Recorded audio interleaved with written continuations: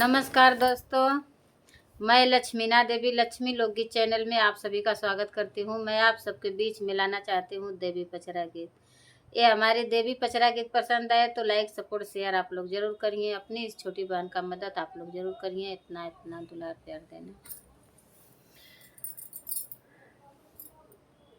फूल के से जरिया पे सूता शीतला मैया हो, मलिनिया दावेना माई के कोमल चरनिया हो, मलिनिया दावेना।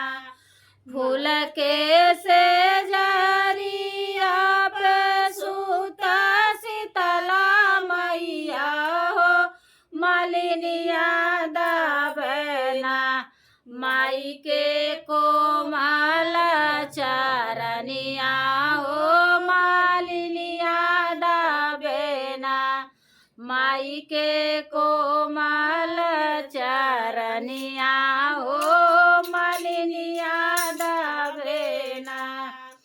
काहे गुण मैया नारियर चुनरी, काहे गुण मैया तोहरा के नारियरवा हो, कहे हो गुणवाना सोहे लाल की चुनरिया हो, कवने गुणवाना सोहे लाल की चुनरिया हो, काहे के गुणवाना।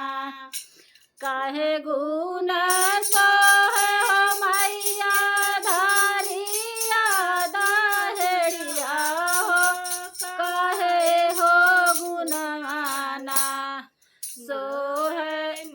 सोहे हालुआ सोहरिया हो, काहे हो गुणवाना सोहे धरिया दाहेड़िया हो, काहे हो गुणवाना।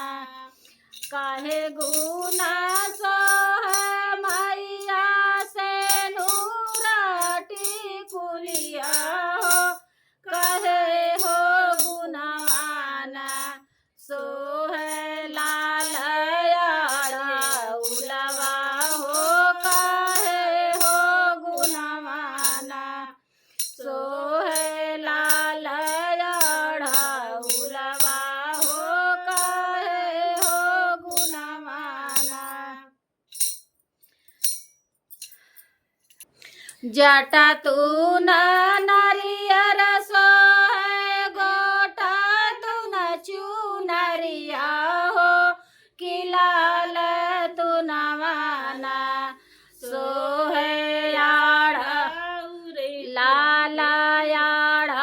उल से नूरवा हो, कि लाल तू नवाना सोहे उलटी कुलिया से नूरा लाल तू नवाना। जुड़ तू न सोहेला धारिया दाहेड़िया हो, कि बासी तू नवाना सोनी हो, कि मीठा तू नवाना सोहे हालुआ सोहरिया हो, कि मीठा तू नवाना सोहे